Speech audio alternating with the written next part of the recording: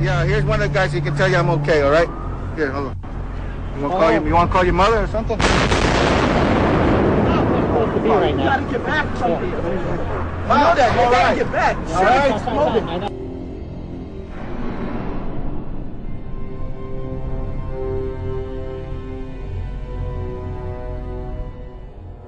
We've heard reports of secondary explosions after the aircraft impacted, whether in fact there wasn't something else at the base of the towers that in fact were the coup de grace to bring them to the ground.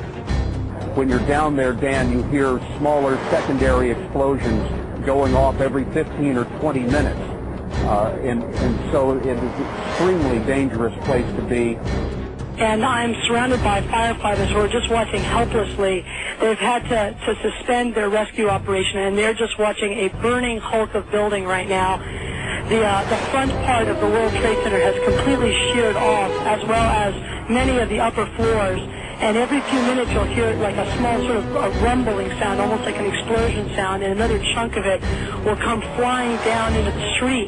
Rick Sanchez has been there throughout this morning for us. Rick, tell us where you are and what the latest is. Well, I'm in that area, if you're familiar with this area, of where West Broadway and Hudson come together right at Chambers. That would put us about a block and a half away from the site of where the explosion was. That area has just been evacuated because police have found what they describe it as a suspicious device, and they fear that it might be something that could lead to another explosion. Obviously, there's a real sense of caution here on the part of police. I spoke with some police officials moments ago, Chris, and they told me that they have reason to believe that one of the explosions at the World Trade Center, aside from the ones that may have been caused by the impact of the plane with the building, may have been caused by a van that was parked in the building that may have had some type of explosive device in it. So their fear is that there may have been explosive device planted either in the building or in the adjacent area, and that's why they're being so cautious. We heard another explosion, and I'm assuming that's the one that came from the lower level, since there were two, and I thought, because it was like 18 minutes apart. Well, this is the first explosion, and there was a second explosion in the same building. There were two explosions. Okay. Federal agencies that were down there do believe that there was some sort of explosive device somewhere else besides the planes hitting. NBC's Pat Dawson is close to the scene of that attack. Pat? Just moments ago, I spoke to the Chief of Safety for the New York City Fire Department. The Chief, Albert Turry, he received word of the possibility of a secondary device, that is another bomb going off. He tried to get his men out as quickly as he could, but he said that there was another explosion which took place. And then an hour after the first hit here, the first crash that took place, he said, there was another explosion that took place in one of the towers here. He thinks that there were actually devices that were planted in the building. The second device, he speculates, was probably planted in the building. First one and then the other, some say after secondary explosions. We understand now there has been a secondary explosion on Tower 2. If you wish to bring anybody who's ever watched a building being demolished on purpose knows that if you're going to do this, you have to get at the under infrastructure of a building and bring it down.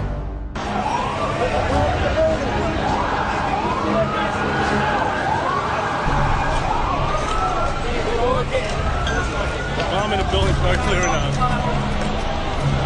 Sorry, you said there's a bomb? What'd you say? Bomb in the building, start clearing out. Got it.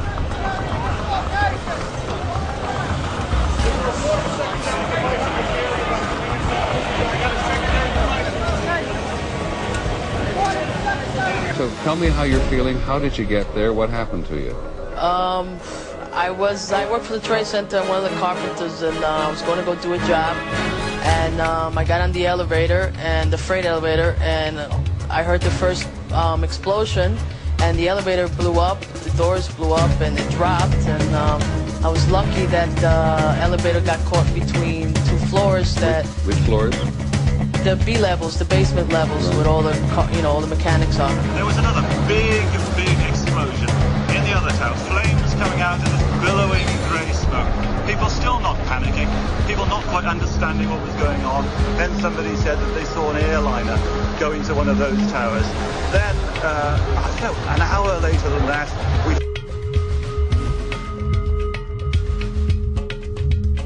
had that big explosion from much, much lower. I don't know what on earth caused that. At 10:30, I tried to leave the building, but as soon as I got outside, I heard a second explosion and another rumble and more smoke and more dust. I ran inside the buildings, the chandelier shook, and again, black smoke filled the air. Within another 5 minutes, we were covered again with more silt and more dust. And then a fire marshal came in and said we had to leave because if there was a third explosion, this building might not last.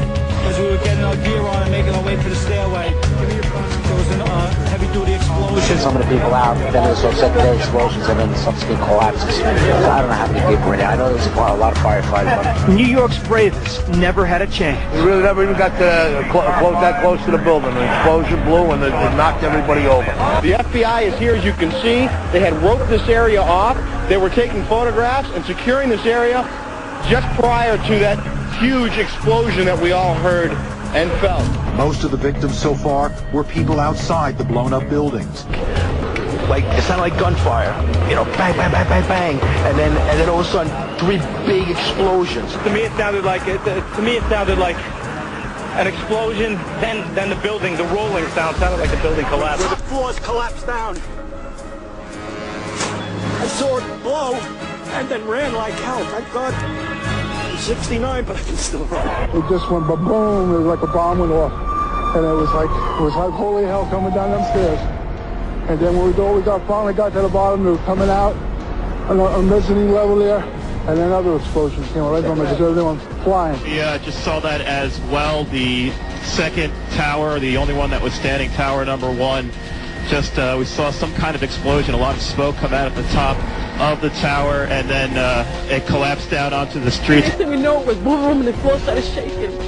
And then we saw debris fall down, and next thing we know, we had to get out of the building. We stuck on the stairs for a while. We finally got down to the lobby. Then we get to the lobby, there's this big explosion. Well, me and Mr. Hess, Corporation Counsel, were on the 23rd floor. I told him we got to get out of here.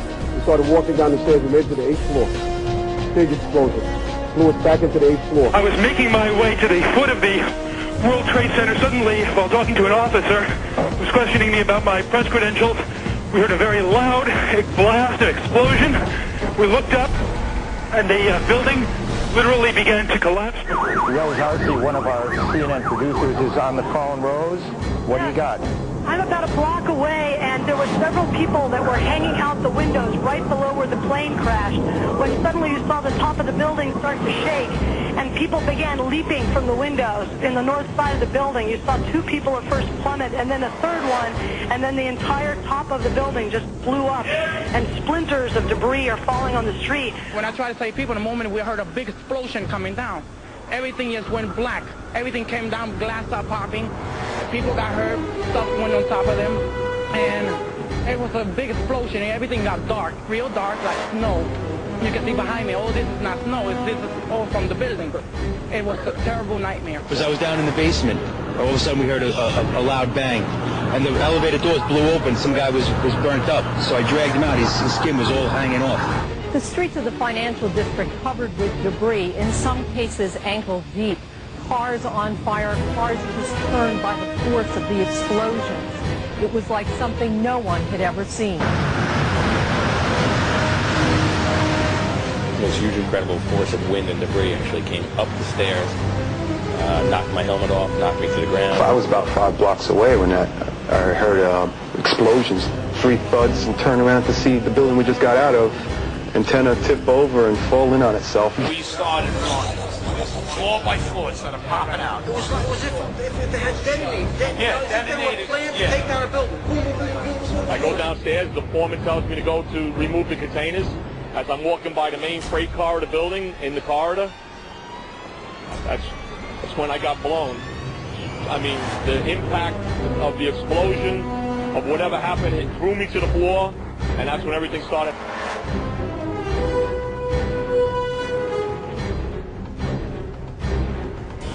This was clearly, the way the structure is collapsing, this was the result of something that was planned.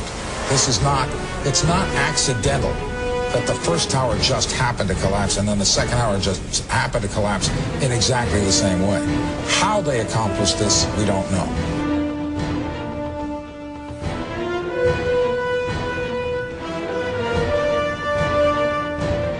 I tell you what, a person who believes that this wasn't set up by our own government is an idiot.